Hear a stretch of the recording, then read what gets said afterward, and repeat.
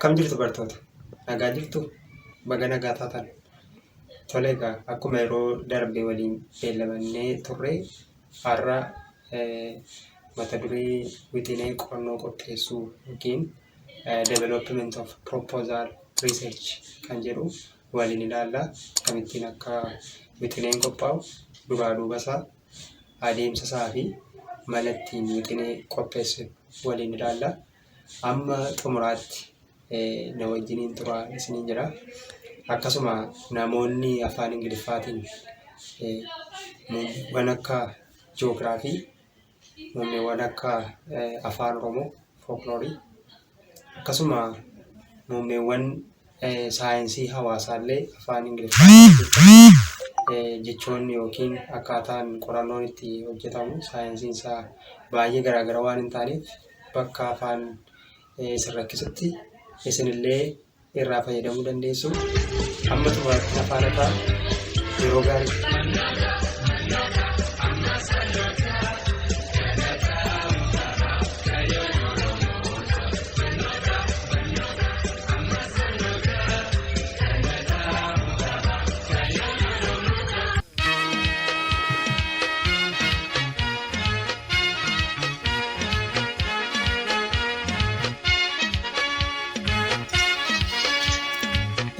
Tole egaa gabaabinumaan wixinee qorannoo jechuun maalidha yoo jenne, wixinee jechuun karoora waan gara fuulduraatti hojjechuuf deemnudha jechuudha malee waan biraa miti. Gama biraatiin wixinee jechuun wantoonni jechoonni achi keessatti fayyadaman keessumatti ennaa ilaalchisee ennaa dhufuun kan ibsamudha jechuudha.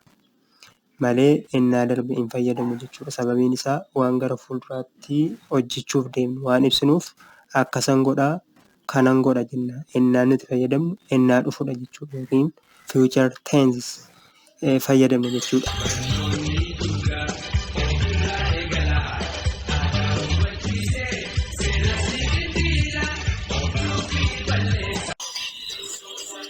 Inni biraan duraa duuba qophii wixinee qorannooti yookiin sequence of preparing research proposal kan jennu. Inni kunis duraa duuba qaba jechuudha. Jalqaba irratti wanti nuyi goonu mata duree daangeffachuudha jechuudha. Dura mata duree filanneerra mata duree kana daangeffachuu qabna jechuudha.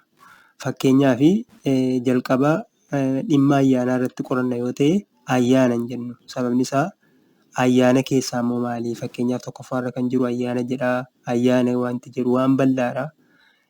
Lammaffaa irratti kan jiru ayyaana masqalaadha. Fakkeenyaaf ayyaanni masqalaallee bal'aadha, kun daangaa miti. Inni sadaffaarra jiru ammas fakkeenyaaf sirba ayyaana masqalaa jedha. Sirba ayyaana masqalaa maali? Ammas gaaffii namatti uuma jechuudha. Arfaffaarratti qabiyyee yookiin ergaa sirba ayyaana masqalaa. Inni kun amma ta'e daangee jira garuu ammayyuu gaaffii namatti uuma jechuudha. Isa shanaffaarra jirus yoo ilaalle xiinxala qaaccisa ergaa yookiin qabiyyee sirba ayyaana masqalaa Oromoo jedha. Inni kunis amma ta'e daangee jira garuu guutuu miti. Inni ja'affaarra jiru garuu yoo ilaalle amma baay'ee nuu daangee jira jechuudha. Inni ittaanu sakattaa barruu geggeessuudha yookiin reading related literatures jechuudha. Inni kunis baay'ee murteessaadha. Kan ammoo maal dubbifnaa? Kitaabota qorannoo, gabaasaawwan sabaa maalee, sanadoota intarneetii irraallee dubbisuu dandeenya jechuudha. Barruu kana ammoo yommuu sakattaanu maal gochuu qabna? Inni kunis ulaagaa qaba. Calluma jennee sakattaana utuu hin taane jalqaba mata duree keenya wajjin hidhata warra qaban walitti qabannaa. Warra amma jenne kitaabas haa ta'u sanadoota adda addaa walitti qabannaa. Isa booda maal gochuu qabnaa? Jalqaba yeroo dubbisnu qabxiilee barbaachisoo ta'an qabachuudha jechuudha. Itti aansinee maqaa barreessitootaa qabachuudha. Eenyu akka barreesse, gosa barruu sanaa, bara barruun sun itti maxxane, fuula qabxii sana irraa arganne, mana maxxansaa kitaabni sun itti maxxanee fi baranni immoo itti maxxanfame qabachuu qabna jechuudha. Gama biraan yaadannoo keenya irratti egaa kanneen odeeffannoo hunda galmeessuun barbaachisaadha jechuudha. Inni itti aanu seensa barreessuudha. Seensa barreessuu inni kunis qorannoo keenya keessatti seenduubee qorannoo keenyaa sirriitti ibsuu qabna jechuudha. Achi keessatti immoo maal fa'aa hammataa yoo jennee duubee qorannoo keenyaa qofa irratti xiyyeeffachuu qabna jechuudha. Kan ammoo gaafa barreessinu gaafa seensa keenya barreessinu duubee qorannoo keenyaa irratti xiyyeeffachuu qabna. Waan mata duree keenyaa wajjiniin hidhata qabu jalqabarraa jalqabna jechuudha. Taansinee yaada dimshaashaa yookiin addunyaarraa kaanaa asii gadi. Inni biraan yaada hayyootaa yookiin qorattootaa eeruu qabna jechuudha. Achi keessatti yaada keenya qofa otoo hin taane yaada hayyootaatiin deeggaruu qabna jechuudha waan barreessinu sana.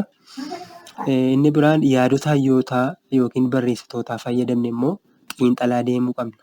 Abaluu kana jedhe yoo jenne yaada isaa sana immoo xiinxalaa deemna malee yaada dhuunfaa keenyaa hin barreessinu jechuudha. Yaada dhuunfaa keenyaa barreessinu otoo hin taane yaada hayyoonni mata duree barreessaa jirru sana irratti ka'an xiinxalaa deemnaa jechuudha. Malee ofii keenyaan yaada ittiin kenninu jechuudha. Nuti kan nuti yaada itti kenninu yaada hayyoota yookiin barreessitoota wabeeffachaa jiru sana xiinxalaa deemna jechuudha tokko tokkooni.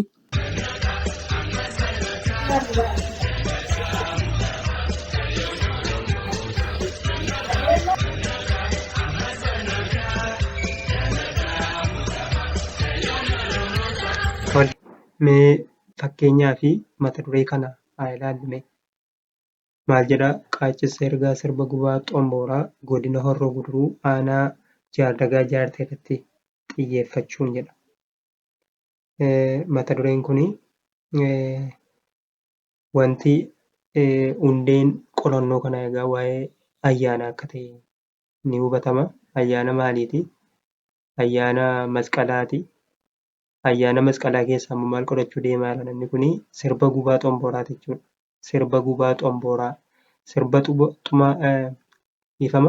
Sirba gubaa xombooraa kana immoo maal gochuudha?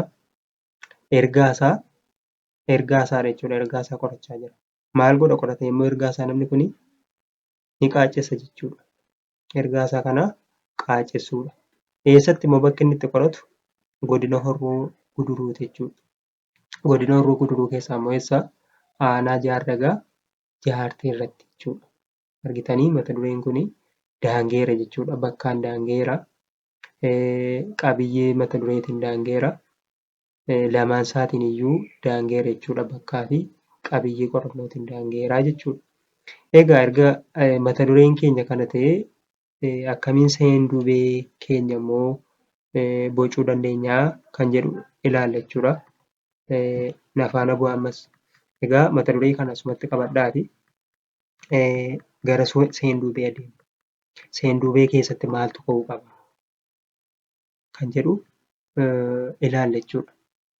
Egaa iddoo tokko tokkotti seensa kan jedhamu seensa jedhanii jalqabu taanee seenduubee jedhu iddoo kaan immoo seensuma jedhama. Iddoo adda addaatti yookiin haala qorannoo sanatti gargaras ta'uu danda'a. Garuu akka seeraatti jalqabarra kan dhufu seensa. Seenduubee jechuun garuu seenduubee qorannoo sanaa naannoo qorannoo fa'aa hammata iddoo tokko tokkotti. Garuu walumaa gala gabaabinaan seensa akkamittiin barreessinaa kan jedhudha.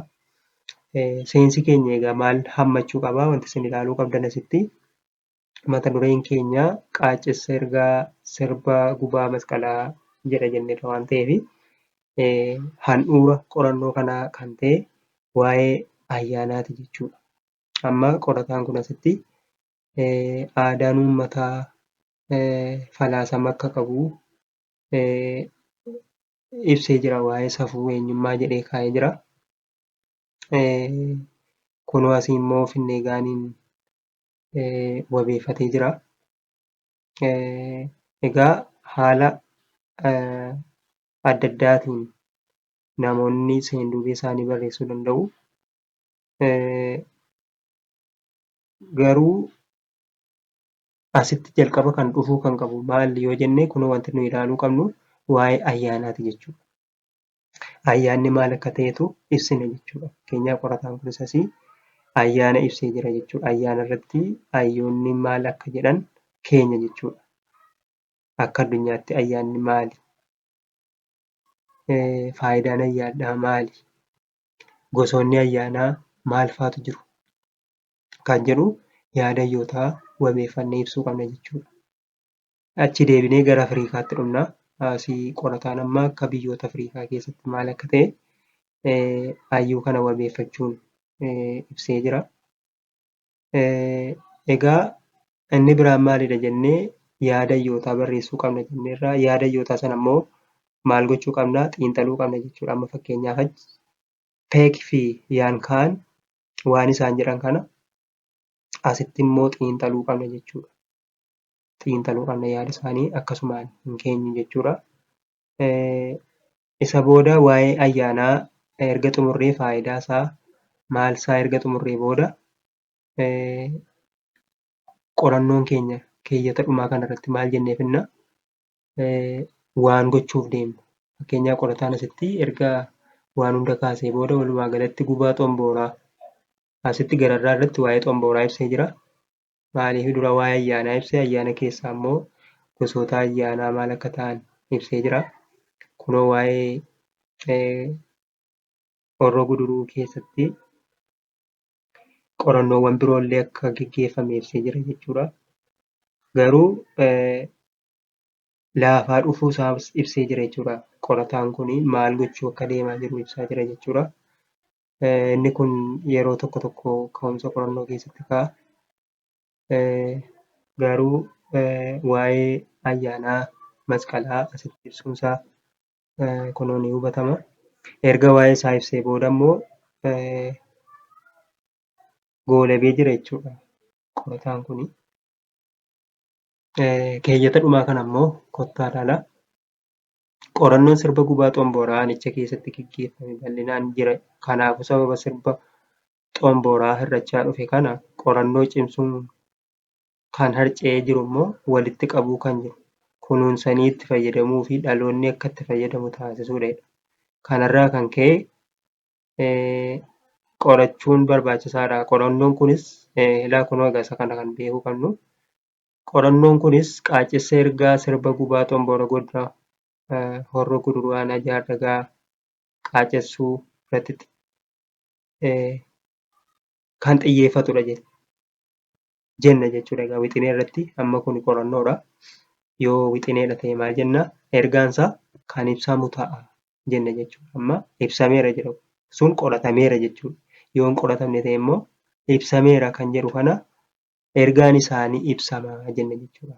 Kun amma hennaa darbeedha. Ibsameeraan ni ibsama yoo jenne immoo hennaa dhufu ta'a waan ta'eef seenduubeen egaa akka kanaan barreeffamaa jechuudha. Walumaa galatti al tokkoon irra isinii deebi'ee akkaataa itti ka'umsi qorannoo barreeffamu ayyaana ibsuu qabna jechuudha jalqaba. Amma namni waa'ee qorannoo dhimma ayyaana irratti geggeessu ayyaana irratti maal jedhamee jennee keeyyata keenya jalqabaa irratti asirratti ayyaana irratti maal akka jedhame akka addunyaatti ibsinee yaada namootaa sana immoo keenya yaada isaan jedhan sana immoo ibsina jechuudha. Itti aansinee maalummaa isaa erga ibsinee keeyyata itti aanu maal ta'uu qaba? Faayidaa yookiin immoo gosa akkamiitu jira ayyaanni kun jennee gosa isaa ibsina. Gosa isaa kanarrattis hayyoonni maal akka jedhan keenya jechuudha. Erga gosa isaa ibsinee mata duree keenyatti galchaa deemna jechuudha. Amma fakkeenyaaf ayyaana sirba gubaa masqalaa jedhee dhimma masqalaa irratti qorachaa jira waan ta'eef keeyyati sadaffaa yookiin arfaffaan maal ta'uu qaba jechuudha asitti. Gosa ayyaanaa keessaa waan irratti xiyyeeffataa jirudha jechuudha. Isarratti immoo namoonni waa jedhaniiru yoo ta'e ayyaanni masqalaa maal akka ta'e ibsa jechuudha. Erga waa'ee ayyaana sana ibsee booddee immoo keeyyanni inni dhumaa maal ta'uu qaba jechuudha. Mata duree isaa kan xiyyeeffate qorannoon kun qaacessa ergaa sirba gubaa xombooraa irratti kan xiyyeeffatudha jenna jechuudha. Xiyyeeffatudha. Gara fuulduraatti qorachuu deema waan ta'eef haala kanaan ibsamaa jechuudha. Egaa walumaa galatti wixinee qorannoo keessatti mata duree daangessuun maal akka ta'e akkamiin akka daangessinu akkasuma mata duree keenya erga daangessine immoo seenduubee akkamittiin akka barreessinu walumaan ilaallee jirra. wanti isiniin galle jira yoo ta'e karaa keessaa naa barreessuu dandeessu. Akkasuma gaaffii wanti isinitti ta'u yoo jira yoo ta'e irra deebi'uullee nan danda'a. Egaa walumaa galatti barnoonni keenya irraa kanuma. Yeroo itti aanu immoo ka'umsi qorannoo akkamiin akka barreeffamu qorannoowwan biroo wal bira qabuudhaan kan waliin ilaallu ta'a. Amma yeroo itti aanutti hanga walitti deebinutti nagaan naaf tura.